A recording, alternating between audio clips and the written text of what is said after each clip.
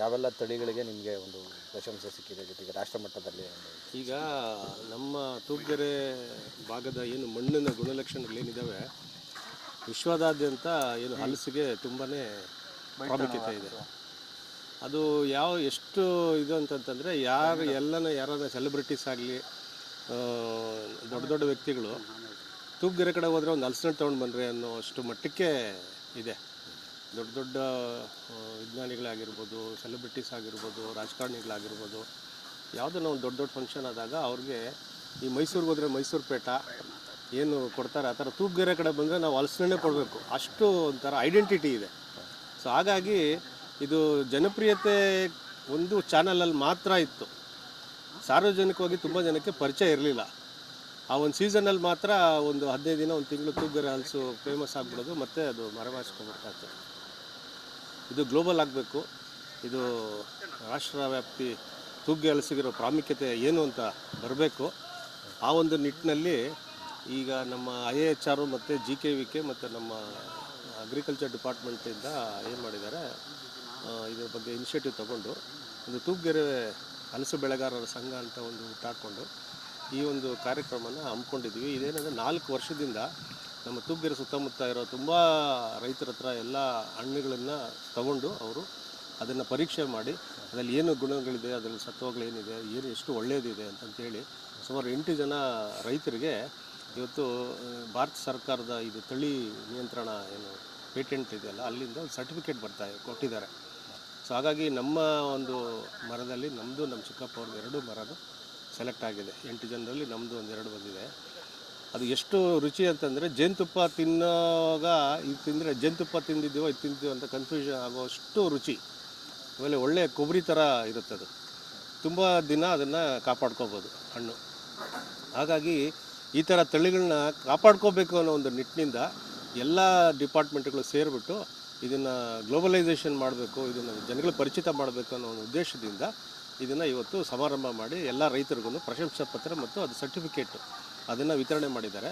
ಇದರಿಂದ ಮುಂದೆ ಇನ್ನೂ ಹೆಚ್ಚು ಜನಗಳಿಗೆ, ರೈತರಿಗೆ ಇನ್ನೂ ಹಲಸು ಬೆಳಿಬೇಕು, ನಾವು ಏನಾದರೂ ಸಾಧಿಸ್ಬೋದು ಅನ್ನೋ ಒಂದು ಪ್ರೇರೇಪಣೆ ಸಿಗೋದಕ್ಕೆ ಇದೊಂದು ದಾರಿ ಆಗುತ್ತೆ ಅಂತ ಹೇಳ್ಬಿಟ್ಟು ನನ್ನ ತೂಪ್ಗೆರೆ ಹಲಸು ಎಲ್ಲೆಲ್ಲಿ ಹೋಗ್ತಾ ಇದೆ ಈಗ?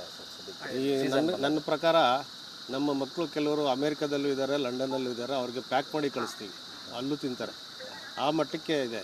ಆಮೇಲೆ ಎಲ್ಲ ಕಡೆ ಇಂಥ ಕಡೆ ಹೋಗಿಲ್ಲ ಅಂತಿಲ್ಲ, ಇಲ್ಲಿಗೆ ಯಾರಾನ ನೆಂಟರು ಬಂದರೆ, ಇಲ್ಲಿ ಯಾರಾದರೂ ಗೆಸ್ಟ್ಗಳು ಬಂದರೆ ಅವ್ರು ಯಾವ ಊರಿನವರಾಗಿರಲಿ, ಅದು ಸುತ್ತಮುತ್ತ ರಾಷ್ಟ್ರಗಳಾಗಿರಲಿ, ಇನ್ನು ನಮ್ಮ ಕರ್ನಾಟಕದಲ್ಲೇ ಆಗಲಿ, ಎಲ್ಲ ಕಡೆ ಹೋಗುತ್ತೆ. ಇದು ಗುಪ್ತವಾಗಿ ನಡೀತಾ ಇದೆ ಅಷ್ಟೇ, ಗೊತ್ತಾಗ್ತಾ ಇದ್ದಿದ್ದಿಲ್ಲ. ಈಗ ಮಾಧ್ಯಮಗಳ ಮೂಲಕ ಎಲ್ಲರಿಗೂ ಪರಿಚಿತ ಆಗ್ತಾ ಇದೆ. ಹಾಗಾಗಿ ಮುಂದೆ ಇದು ಇನ್ನೂ ತುಂಬ ಪ್ರಾಮುಖ್ಯತೆ ಪಡ್ಕೋತದೆ ಅಂತ ನನ್ನ ಒಂದು ಉದ್ದೇಶ. ಇದು ಆ್ಯಕ್ಚುಲಿ ತೂಪ್ಗೆರೆ ಹಲಸು ಎಷ್ಟು ಫೇಮಸ್ ಇದೆ ಅಂದರೆ, ಮೈಸೂರು ಮಹಾರಾಜರು ಇದನ್ನು ತರಿಸ್ಕೋತಾ ಇದ್ರು. ಮತ್ತು ಇದಕ್ಕೆ ಇದು ಮೇನ್ ಏನಕ್ಕೆ ಇದು ಫೇಮಸ್ ಇದೆ ಅಂತಂದರೆ, ಇದು ಕಲರು ಮತ್ತು ಇದ್ರದ್ದು ಟೇಸ್ಟ್. ನೀವು ಈ ಥರ ಟೇಸ್ಟು ಬೇರೆ ಇನ್ನೆಲ್ಲೂ ನಿಮಗೆ ಸಿಗೋದಿಲ್ಲ. ಮತ್ತು ಇಲ್ಲಿಂದ ಬೇರೆ ಬೇರೆ ಕಡೆ ಎಲ್ಲ ಸಸಿಗಳನ್ನ ಎಲ್ಲನೂ ತೊಗೊಂಡು ಹೋಗ್ತಾರೆ, ಮತ್ತು ಅವರು ಅದನ್ನು ಅವ್ರ ಜಮೀನಲ್ಲಿ ಹಾಕೊಳ್ಳೋದಕ್ಕೆ ಎಲ್ಲನೂ. ಮತ್ತು ಇಲ್ಲಿ ಒಂದಷ್ಟು ಕೆಲವರು ರೈತರಿದ್ದಾರೆ, ಪ್ರಗತಿಪರ ರೈತರು, ಅವರು ಸ್ವತಃ ಅವರ ಜಮೀನಲ್ಲಿ ಈ ಥರ ಸಸಿಗಳನ್ನೆಲ್ಲನೂ ಬೆಳೆಸಿ, ಮತ್ತು ಅವರೆಲ್ಲ ಹಲಸು ಮೇಳ ಈ ಸೀಸನಲ್ಲಿ ಅವರು ಯೂಶಲಿ ಲಾಲ್ಬಾಗಲ್ಲಿ ಎಲ್ಲ ಕಡೆನೂ ಹಲಸು ಮೇಳ ನಡೆಯುತ್ತೆ. ಸೊ ಅಲ್ಲೆಲ್ಲ ಅವರು ಪ್ರದರ್ಶನಕ್ಕೆಲ್ಲನೂ ಇಡ್ತಾರೆ ಮತ್ತು ಮಾರ್ತಾರೆ ಸಹ. ಇದರಲ್ಲಿ ಮೋಸ್ಟ್ ಫೇಮಸ್ ಅಂದರೆ ಚಂದ್ರ ಹಲಸು, ಅದು ತುಂಬ ಫೇಮಸ್ಸು ಈ ಭಾಗದಲ್ಲಿ. ಅದನ್ನು ಯೂಶಲಿ ಜನ ಪ್ರಿಫರ್ ಮಾಡ್ತಾರೆ.